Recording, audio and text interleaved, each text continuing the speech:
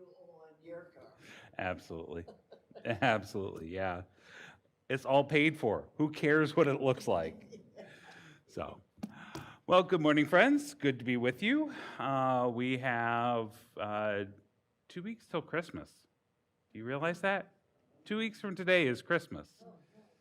And so we are continuing in Advent. We're continuing our theme of working through Genesis 1, or not Genesis 1, Luke 1. And so we have an accompanying psalm that goes with the text of the birth of John the Baptizer. So we are going to start with Psalm 126 and spend a little bit of time there, and then we will end up flipping over to Luke 1 in a little bit. So as we get started, let's go ahead and open with prayer. God, we give you thanks that you give us songs of praise, opening our eyes to your presence, opening our eyes to the wonders of this world that you have created. Help us pause to see the amazing things that are happening all around us. Help us to open our hearts to see you present in things small that we would never pay attention to without your presence. Help us also share those amazing things, those wonders with all the world, bringing people joy and happiness, amazement and pause, that they can believe that you indeed are a God that does things beyond our wildest dreams. We ask this as all things in Christ's name. And all God's people said, Amen. Okay, so we are looking at Psalm 126, and we are going to do all 6 verses. All 6 verses. I know. So get ready. It'll take a while. When the Lord restored the fortunes of Zion, we were like those who dream. Then our mouths were filled with laughter and our tongues with shouts of joy. Then it was said among the nations, the Lord has done great things for them. The Lord has done great things for us, and we rejoiced. Restore our fortunes, O Lord, like the watercourses in the Negeb. May those who sow in tears reap with shouts of joy. Those who go out weeping, bearing the seeds for sowing, shall come home with shouts of joy, carrying their sheaves. Yes, Richard. Are those just the Jewish nations? Are those just the Jewish nations? So yes, this is the Jewish people. This is a song that they're singing. So it says up at the top, a song of ascents. That's actually in the Hebrew. And so a song of ascent is a song that people are supposed to sing going up to the temple. And so the first part, the first 3 verses is referring to the return from exile, return from the Babylonian exile. So somewhere around 500 BCE, folks are remembering that God, used the Persians to overthrow the Babylonians, and the Persians said, "You want to go back? Go ahead. We don't care." And so folks went back, and so when the Lord restored the fortunes of Zion, that's referring to that time where people were able to go back. And so people who are going up to the temple are remembering that story in this song. And so it's a rejoicing there. Yeah. The reason I ask it's in plural, Yeah. I would think it would be the Jewish nation. Yeah, it's the entire nation. I mean, it's the group of pilgrims, the group of folks going up to the temple at this time, singing the song, probably at a time of harvest. So it's probably a harvest festival that they're going to, because in verse 5 and 6, it's talking about sowing and reaping, and so sowing in tears, going out with weeping, bearing the seeds for sowing. So it's that folks that went out and put stuff in the ground and were sad, that they weren't quite sure what was going to happen, and then they get a bountiful harvest. So reap with shouts of joy. Hey, look at how much has come in. Look at how much this has produced so many more times, and then shall come home with shouts of joy, carrying their sheaves. Verse 5 and verse 6 is typical Jewish poetry, where verse 5 says one thing, and then verse 6 says the same thing, only intensified. So, may those who sow in tears reap with shouts of joy. So may those who sow in tears, those who go out weeping, bearing the seeds for sowing. So it's the same idea, it's just intensified a little bit more. Reap with shouts of joy, shall come home with shouts of joy, carrying their sheaves. So it's the same idea, just expanded.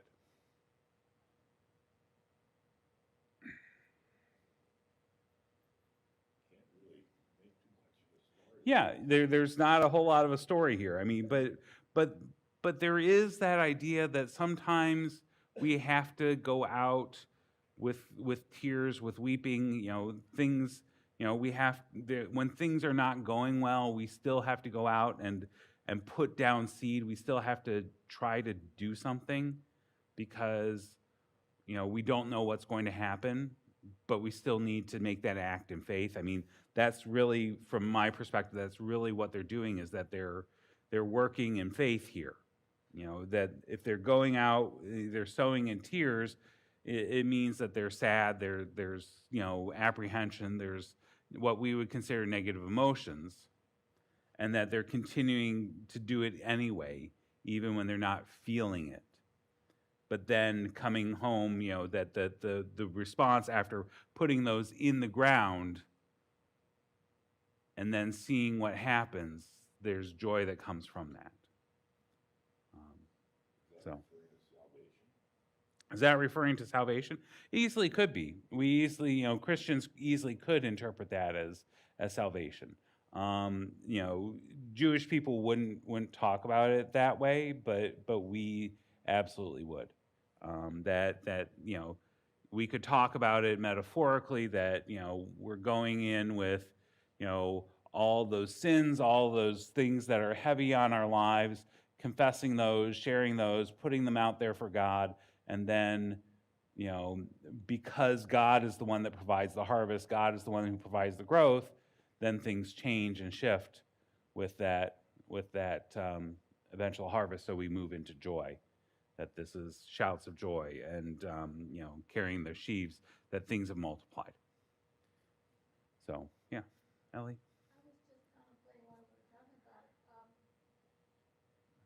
It's no wonder that they needed these pep talks, so to speak, because time was such a factor in their lives. This is a wandering for 30 years, being in Babylon captivity for all these years. We live in such a society where we want something to happen within a day or 2 days or next week or whatever. Right. I sent that text 2 minutes ago. Why haven't you responded? I mean, yeah. I mean, the time is definitely something here that you can't rush things. It's not like you can go down to the grocery store and grab what you need. So you've had to do planning, months, even years in advance. But the Psalms aren't chronological, are they? No, they're not chronological. No. No. I mean, there's sort of little bits and pieces. So some of them show up here, some of them show up there. It just depends on how they put them together. So no, there's no rhyme or reason to. Well, I mean, there is some with Psalm 1 and Psalm 150. They sort of act as bookends. They're sort of a group that are of the Korahites, and but in general, it's sort of like you take them as they come. They're just there. Is there something in the Bible that there's a curse on the Jews, like they're going through a terrible time again? Is there a curse on the Jews in the Bible? No. No. So if we're looking at current events, thinking about what's going on with Israel and the Hamas war, we're seeing complex geopolitical factors. This is not a religious war. This is not about religion and faith. This is about the way that the creation of the State of Israel in 1947 displaced many people, and how the displacement caused instability in surrounding countries, in Jordan, Syria, Lebanon, Egypt, and then how those countries responded in 1967, trying to push Israel off into a smaller group place so that those refugees could come back. That ends up becoming a whole another war that Israel gains more territory because of, and then in the intervening years, the way that there have been attempts to find a peaceful resolution that has two states where Israeli and Palestinians can have self-determination and live with security. That's been undermined by internal politics of Israel. And those internal politics have created the settler state, settler settlements in the West Bank, and made it harder and harder to be Palestinians in some of their ancestral homelands. And then the frustration that happens because there's not the resources for thriving and political autonomy and economic stability. That accompanied with further needs in the Middle East for an external enemy, for states, for countries that are having significant internal politics. Well, look at we need to go against the people of Israel because they're causing all kinds of problems, and they're the ones that are responsible for all of your issues, even though we're pocketing all kinds of money into our own private accounts. I mean, it's really complex. I mean, it's regional geopolitics, writ large, and then of course, you have the hardline folks in Israel that are saying, well, we should have this all and just push them out. That doesn't help anything at all, and so it's just. Forget about what's going on right now. Look at pre-1947, all the way back to the beginning of history. They were a persecuted race.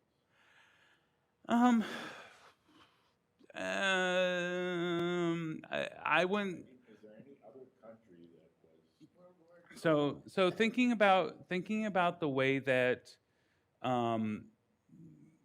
Israel, the people, the people of the Israelites that became the Judeans.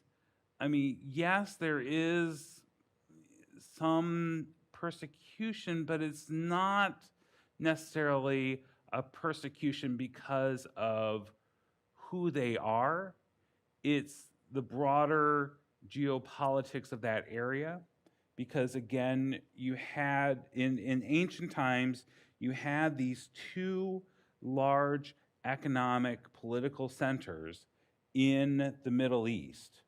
One was sort of modern day Iraq, which was Babylon, or that area. Maybe the Syrians a little bit further north and west. But there was this one, so if you're looking at it from the map here, there's this one area of, Mesopotamia into Turkey, and then there's Egypt. And these two areas were big powerhouses. They had lots of extra agriculture that allowed them to grow, their armies and also their economic might. And so they're vying for control of the region and who has the most prominence. And when you look at the geography between Egypt and this other, whether it's Assyria or, Babylon, depending on the time, the connection between them is Judea.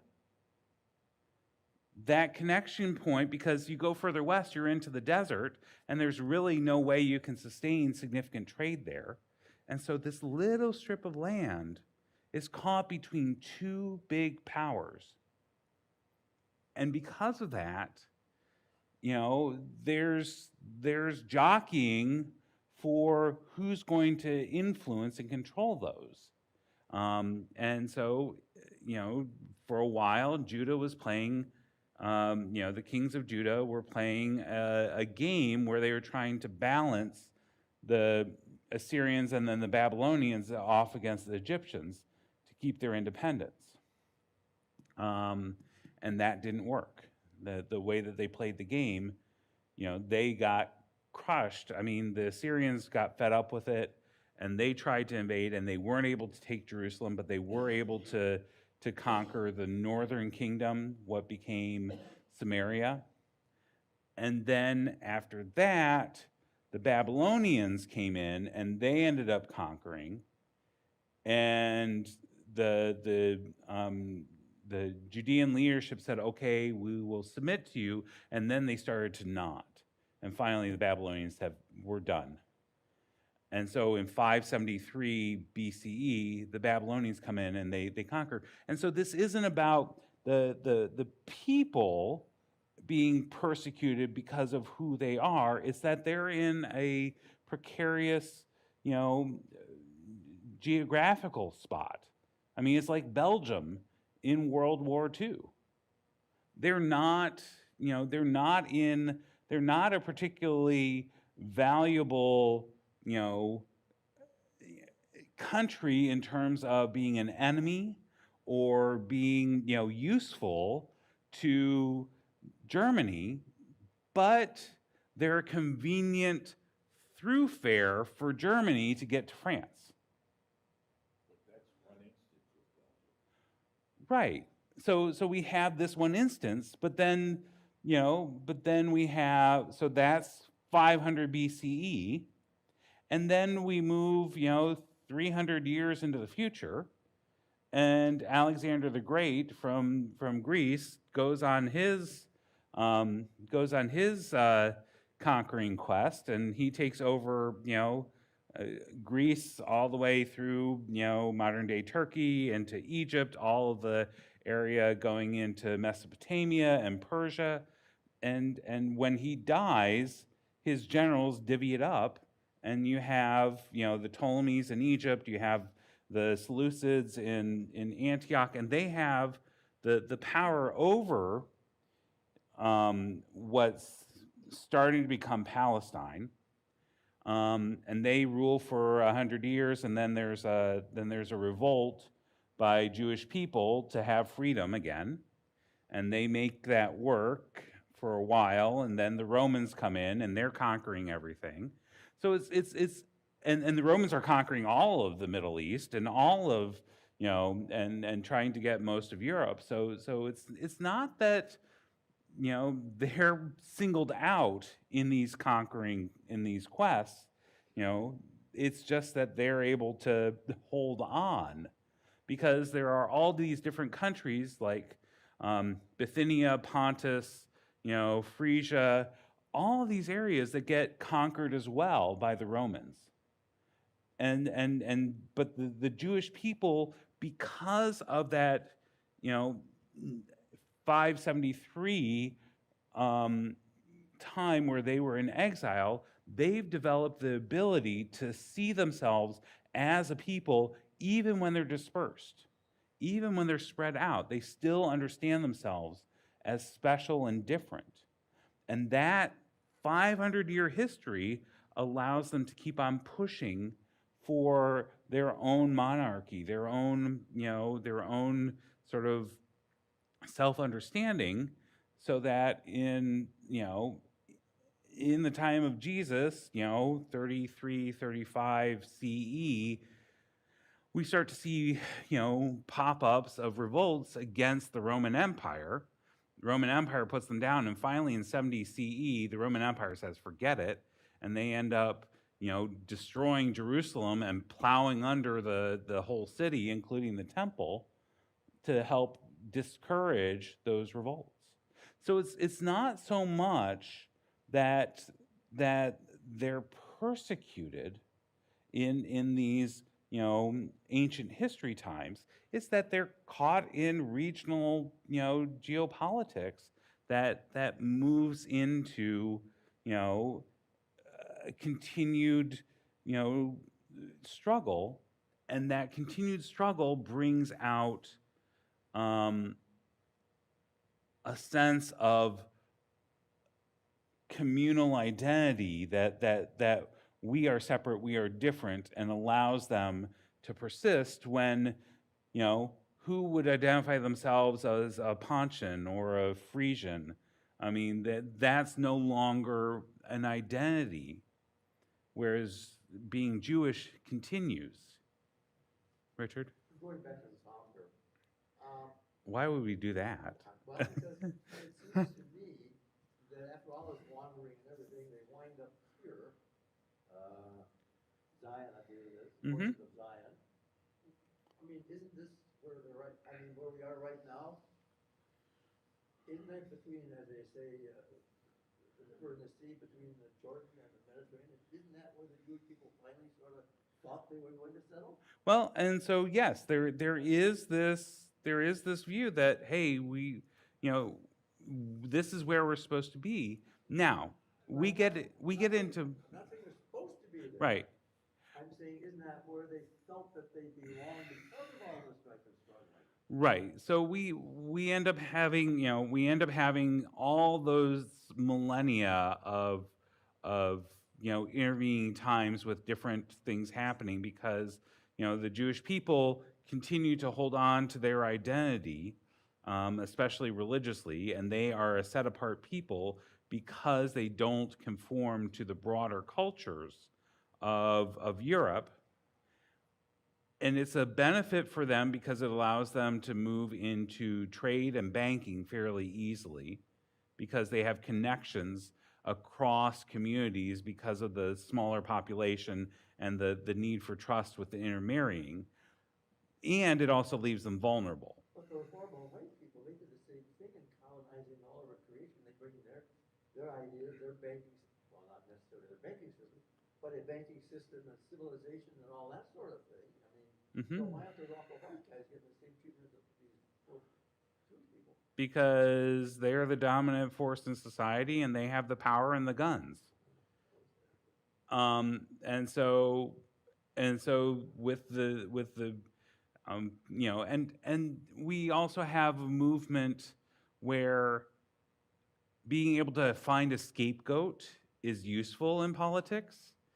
Saying, here's the problem, here are the people that are causing the problem, and if we just get rid of them, that takes care of it. I mean, that was the case for Jews in the late 19th century and into the 20th century, which led to the Holocaust.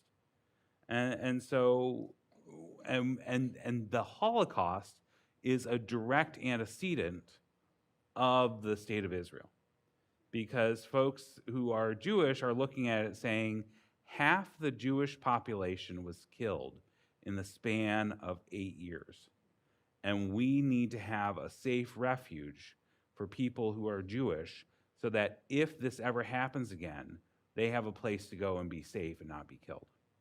And I think interestingly enough, there's the concept that the rest of the world was kind of embarrassed because we really didn't do anything to avert. Oh, absolutely. As we learned that it was happening, we didn't take people in, we didn't let them come into this country or anything.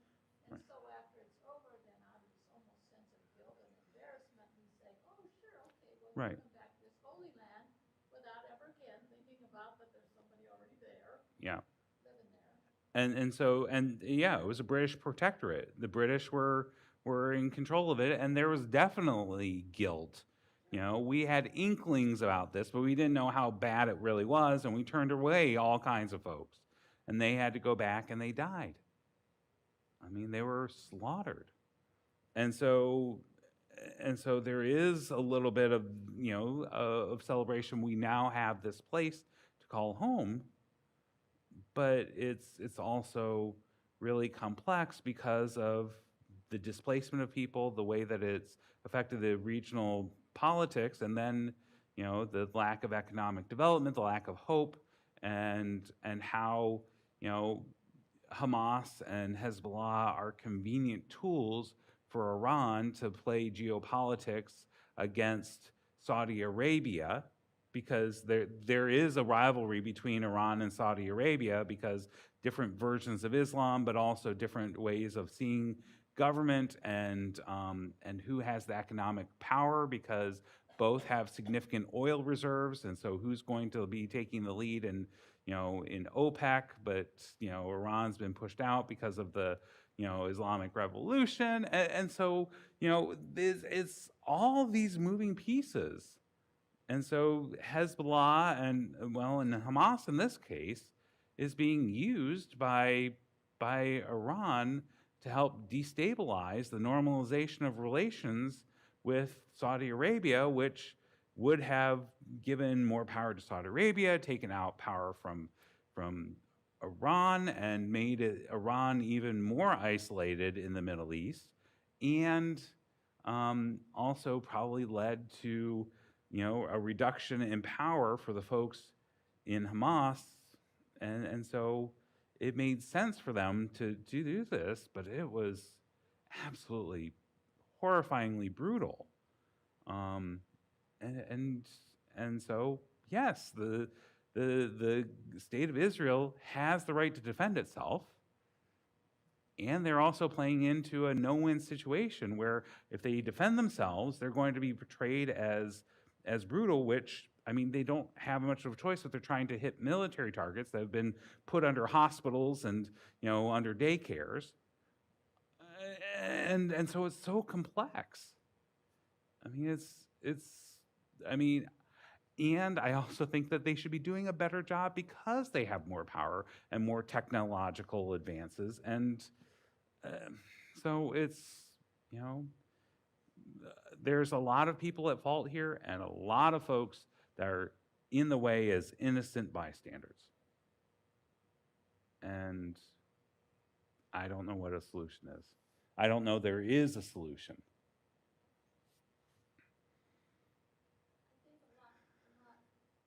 I would think a lot more could come of trying to find solutions if we had people that really understood a little bit more about history and how this kind of thing, instead of thinking history is just dates and places and all that. Right. It's a whole study of relationships and why things got to the point where they did.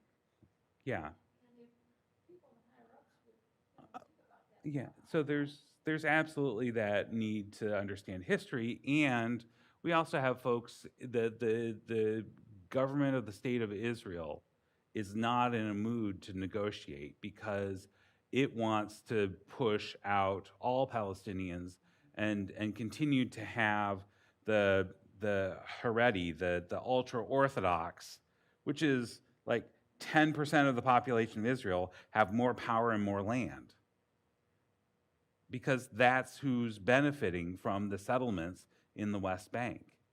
And so they're looking for their own power and their own continued, say in the government. And Netanyahu is looking for avoiding the conviction of corruption. But from the standpoint of the Israelis, there is no chance in hell that they're ever gonna make peace with these people nearby. They had an opportunity back in the Clinton administration with Arafat, and that, one of the accords were, that was all settled, gonna happen. And then they said, no, the Israelis gave them everything they wanted, and they said no. And now they say they're gonna destroy them. I mean, I don't know, just something doesn't seem quite kosher here. Well, The idea of getting together. I mean, there's difference. I mean, and part of it was, the assassination of Yitzhak Rabin. I mean, that he was a guiding force, and so it's amazing what individual personalities can do. I mean, Yeah. If they stop shooting and say, okay, we're not gonna shoot anymore, then this will fall upon Israel Right. day after day after Oh. day, and nobody will say boo about it. Right. Yeah. I mean, That doesn't seem quite there's definitely places that, yeah, I would choose. It doesn't seem quite right.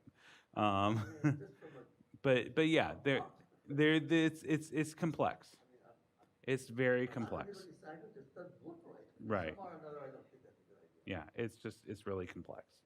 Linda King, who was Jewish and lived here, came back for a month or so ago, and she was talking about this, and she said they couldn't get along without the Palestinian people, which was really surprised me. They're working in their economy, they're Right. growing, and they're growing, and you, It's an analogy here in the U.S. would be undocumented Mexicans. That that the Palestinians who work in Israel are those undocumented Mexicans that work here in the U.S. because they are paid lower wages. They do the jobs that no one else wants to do because there's not the economic development in the West Bank and Gaza.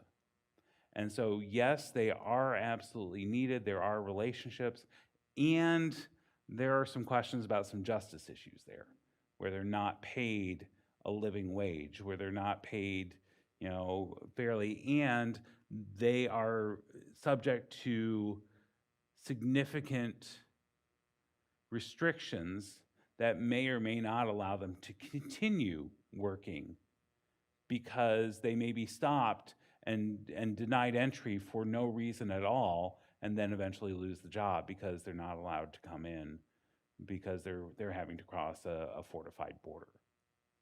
And so, yes, there is that connection, and it's a small portion of, so if you're thinking about Gaza, I think the number is like 25,000 people from Gaza come out of 2 million.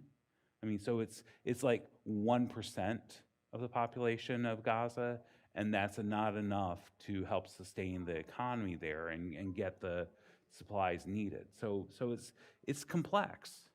I mean, yes, there is that connection, and there's also other factors involved that those things gloss over a little bit. Anyway. Yeah, it's because we had a short psalm, we ended up going way down a rabbit hole. Well, you have to go down the rabbit hole because of the way it leads. Yeah. Okay, so why don't we go ahead and take a look at Luke? I think this will be a little bit more meaty for us to look at. So we are looking at Luke chapter 1. There's more here. There's more than 6 verses that allow us to dig in. So Luke chapter 1, verse 57 through 66. Now the time came for Elizabeth to give birth, and she bore a son. Her neighbors and relatives heard that the Lord had shown his great mercy to her, and they rejoiced with her. On the 8th day they came to circumcise the child, and they were going to name him Zechariah after his father. But his mother said, "No, he is to be called John." They said to her, "None of your relatives has this name." Then they began motioning to his father to find out what name he wanted to give him. He asked for a writing tablet and wrote, "His name is John." And all of them were amazed. Immediately Zechariah's mouth was opened and his tongue freed, and he began to speak, praising God. Fear came over all the neighbors, and all these things were talked about throughout the entire hill country of Judea. All who heard them pondered them and said, "What then will this child become?" For indeed the hand of the Lord was with him. First thoughts, questions, ideas? Was the name John, did it mean something? I don't know. I didn't do that little bit of research. Yeah. What does the name John mean? I couldn't tell you. But it's not a common name at that time. I was wondering if it meant, like, you mean one that goes ahead or something? I mean, I don't know. It could mean one who goes ahead, but that's definitely the idea that is there with the text in general. I'm just looking back to see if there's any. I'm not seeing any notes about that name, so I'd have to do a little bit more research, but I will take a look at that this week. But yeah, I mean, so this is definitely not a family name. Go ahead. I'm just checking on details, and maybe it's petty, but I thought it's interesting when she's the one that says he's gonna be called John. And I was looking back in the text, it's when the angel came and spoke to Zechariah that he was told it would be John, and then he's struck speechless. Right. So how does she know? Daughter named him John. Right. I mean, is it that she also was given a vision or something, or is it that Zechariah took some time to write some stuff down? Yeah, I mean, Wrote it down. well, I mean, because obviously he can write on a writing tablet, but the question is, how did that get communicated to Elizabeth? I mean, was it through the Spirit that said, okay, the name's going to be John, and then all the relatives and the neighbors who are there to do the circumcision are sitting there saying, why are we doing that name? Because, hey, Zachariah, what do you think? What's your opinion? Because we don't like this. It's not something we expected. I mean, go ahead. I'm not as sure why the people become fearful when Zacharias suddenly said, his name is John. I mean, he spoke, and then it says that they became fearful. They were afraid. They were fearful. Mm-hmm. What are they afraid of? There was just a mystery of it, or what? Well, I mean, you had a guy who's suddenly been struck mute for the last 9 months and now is able to talk, and I mean, all because he wrote down on the board his name is John. So in all this time, I know this is all detailed. Yeah. but No, in all this is time, important. For 9 months that this goes on, Zachariah can't speak because he's muted. And then he knows that he will be able to speak because the angel said that you'll be muted until. Right. Didn't he explain this to all of his people that he's preaching to? I mean, how would he be able to explain it? Well, but remember, writing is not as common in terms of people being able to read and write. It's not like us, because I mean, you go back to the Middle Ages and that's sort of the model that folks are not reading and writing. It's just a few folks that are able to do that. So, I would prefer that it would have been awed and excited as opposed to fear. well, and that is a correct translation. So this idea of fear is also a sense of awe. Those words are very closely related in Greek. And so, if we look back at, and also in Hebrew, so if we look back at, the fear of the Lord is the beginning of all knowledge, it actually could be translated as the awe of the Lord. So they're in awe, they're amazed, they are fearful. It's sort of this mixed emotion. And so, and all, when he wrote that, and all were amazed, and then he started to talk, and they became even more amazed, and so the emotion intensifies. So they're, what? He's saying John too? And then suddenly he starts to speak, and they're sort of like, oh, crud, what's going on? Does the Bible have a note in there on that? No, it doesn't. It doesn't say anything particular about that. But that's something that they trained us in seminary about. That awe and fear are really closely related. And so quite honestly, when it says something like the fear of the Lord, I often end up translating that the awe of the Lord, because fear means that there's something bad coming at you. But awe is a little bit different. There's a slightly different connotation to it. Yeah, this version says the neighbors were filled with awe. Yeah. In your Yep. King James version. Yeah. Yeah, so it depends on the excuse me. It was the Kids staying up to do homework was keeping me up. So we're like, come on, time for bed. Come on, time for bed.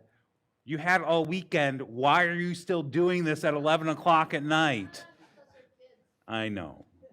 But, you don't feel right going to bed before they're, tucked in and lights out. And so, yeah, that's the yawn. It's not about this, excuse me. You gotta be thankful for that. Most kids say, I'll do it later. I don't want them to do it later. I want them to do it earlier and go to bed. So anyway, we do have this whole idea of, being in awe, being amazed. And that's actually the sort of the guidance for our theme this year. I mean, so if we're thinking about, this idea of a weary world, tired, just feeling worn out, part of what the guide is suggesting, and I think that it has some merit, is that when we are feeling overwhelmed, when we're feeling just burnt out, like there's too much coming at us, or we just don't know what to do, one of the things that they suggest is that awe, amazement, wonder is a good starting point. That when we end up finding ourselves overwhelmed, we need to take some time to step back and look at the small things and see how wonderful and amazing things are. I mean, they suggest, just looking at your cup of coffee and the creamer that you pour in and then the swirls that you make and how it isn't quite together, and just the pattern there can be something that brings you awe. Looking at a nest in a tree and how it just is so integrated into that tree because of the care that the bird has taken. Even if it is a mess, even if it is, twigs and, all kinds of multiple things, including mud, there's still something amazing. And when we lose that sense of being able to engage with wonder and awe at this world and the people around us with amazement at who they are and how wonderfully made they are, we end up losing that capacity for hope and joy. And so the idea is that if we start with wonder at amazement, we're more receptive to these other things. And so maybe this wonder, this awe, this fear that the Judeans, the people around John's birth and his circumcision bring, opens them for what's going to happen later. I mean, they say, what then will this child become?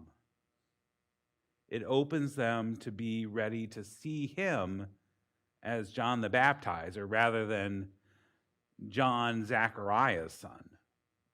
That, oh yeah, there was something special about him, and wonder and awe, so that they could see things differently and hear the message, the call for repentance, and the promise of salvation that comes through John.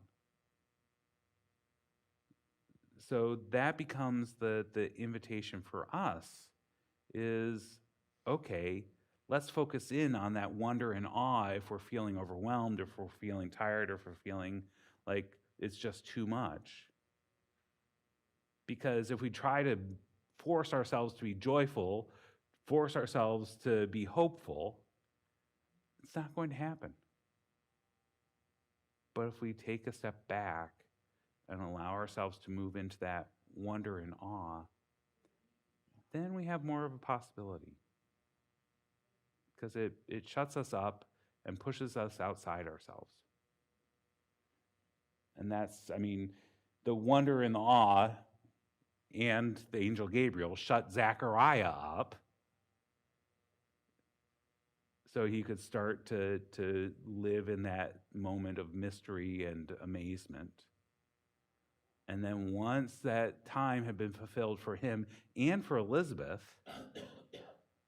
here we go. here's this new possibility. And it opens up with him writing those words. Yep, Elizabeth is right. That I'm going with what the angel told me. And then he's able to let forth with joy, with rejoicing. And so that can be a pattern for us. When we're finding ourselves tired, finding ourselves sort of like, oh my gosh, every day is drudgery, having to do this, that, or the other thing, not having the energy that I want to have to do the things I want to have. It becomes hard to get to that joy. But if we step back and say, hey, I can put one foot in front of the other, at least for today. I can end up, getting my needs met by ordering the stuff and it shows up at the doorstep. And taking a step back to see the wonder, okay, well, there might be some hope. There might be something to rejoice in.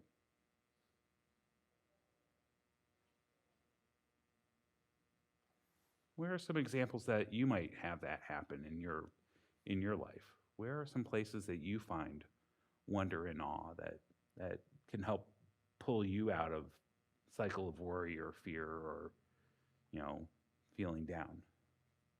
Well, it's probably even a good idea to consider that when you're not down in the dumps. Okay. Yeah. Just to really appreciate little things. So what are some of the little things that you do appreciate, Art? I don't know what I do. I probably should, but I don't know. Okay. Your wife. I was going to say, you have something when you wake up in the morning right there. That's a big thing. Absolutely. I said little things. Okay, that's a big thing, not a little thing. Okay. Got out of that one. I guess I just don't think about it. What are some of the other things that sort of shut you up, that make you that you encounter in your life that just sort of like, wow. Sunrise and sunsets. After having a cloudy day, the next day is just bright and cheerful, or we needed rain, the rain came, and isn't this wonderful? You can walk around outside in the rain just because it's been so long. Yeah. Just all those little things are what I see. Okay. So rain after a dry spell, or sunrise or sunset. Yeah. But doesn't it have to do with waiting on the Lord? Doesn't it have to? Well, yeah. So there can be a little bit of waiting. I mean, Zechariah definitely had that, but in that time of waiting, there is still that ability to sit with the wonder. Those things that amaze you. So what are some of those things that do amaze you? What are some of those things in your... Yeah, so that longevity of life, when you look back at everything that's there. Yeah. And then you have 3 wonderful kids and a couple of mediocre ones too. But no. Yeah, no. So so thinking about all those things that have come along with the family and the blessings there. I think having a child Yeah. one of the most amazing things that ever happened to me. Yeah, having a child, I know that for me, watching my daughters move into adulthood, it's just that sort of, I sit back and I say, oh my gosh, this is wonderful.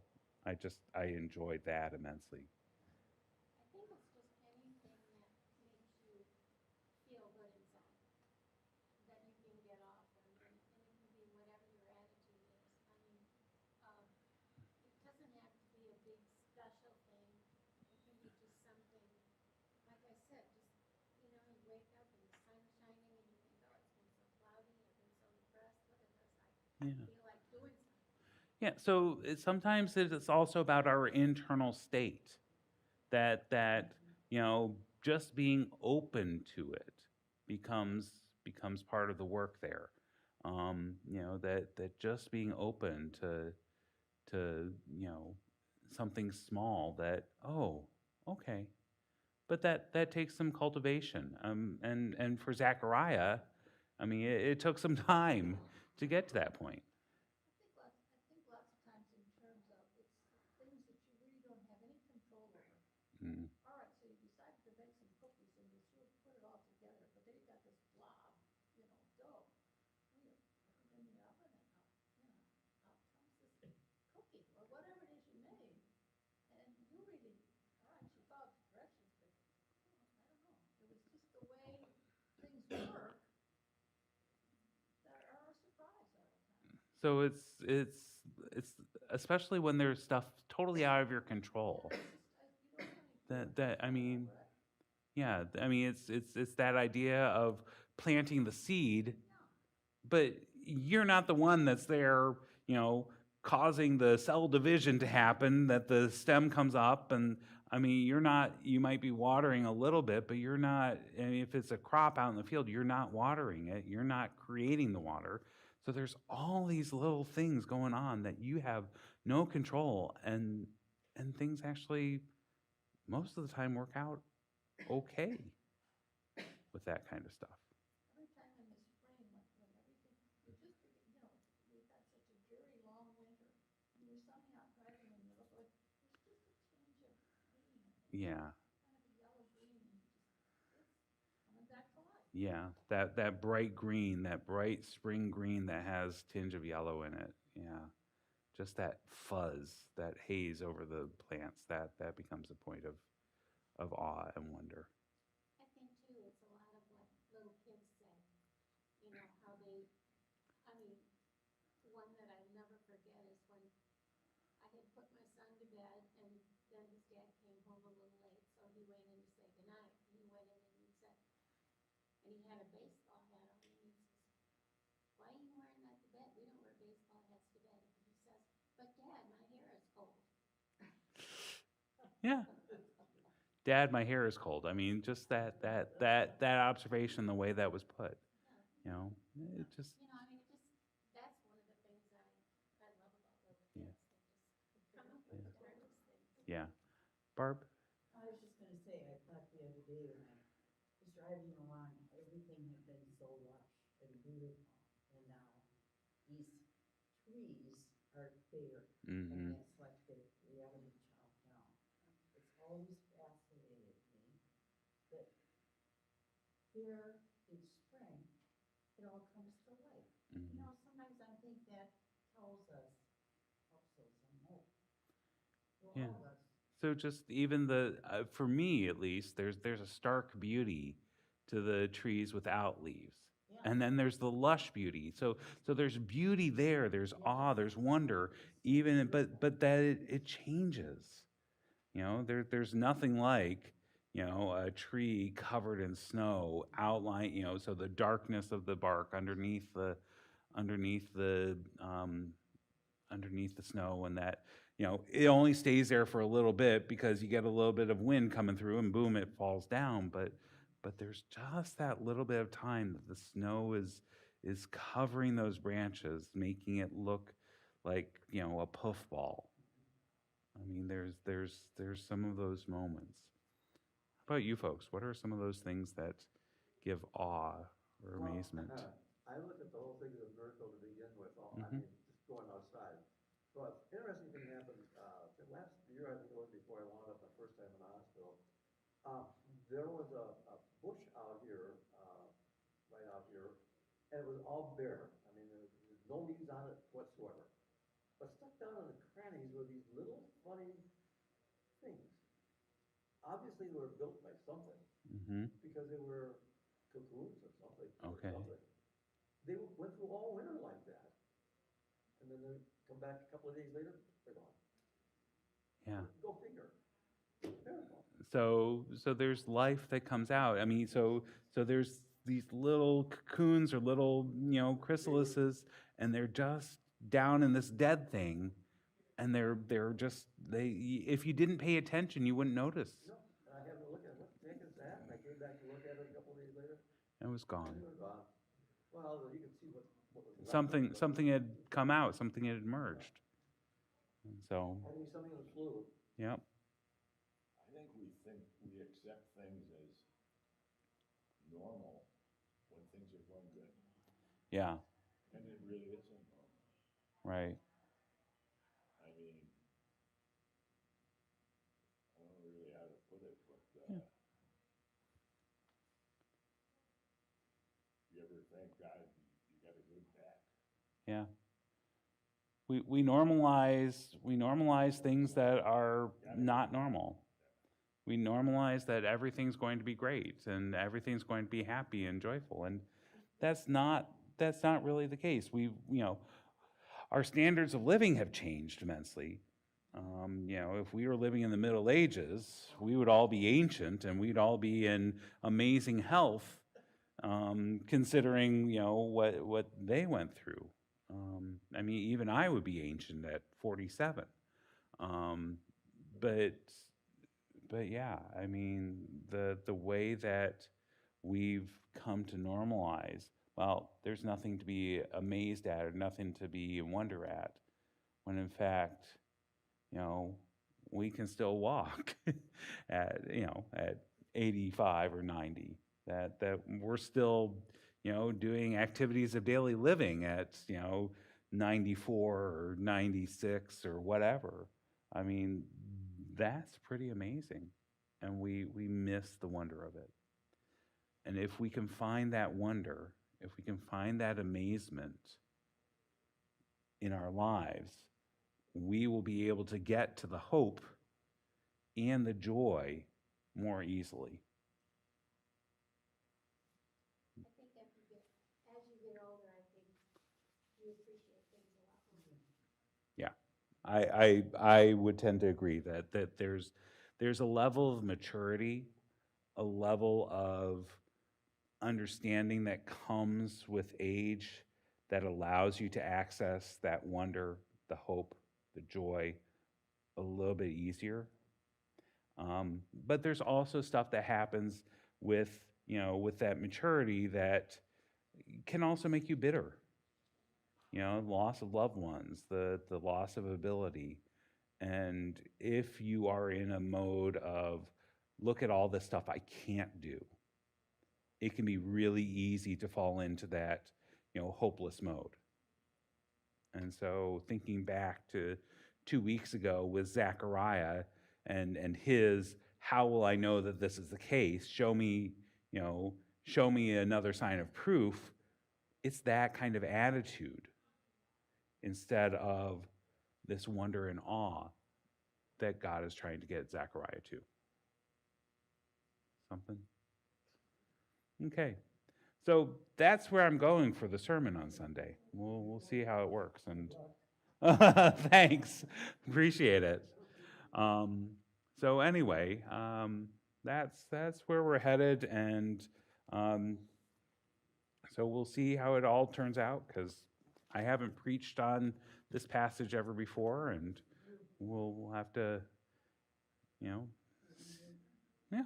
Well, and you guys helped. It's shake and bake, and you helped. So let's go ahead and have our benediction, friends. May the Lord watch between me and thee while we are absent one from the other. Thank you, friends.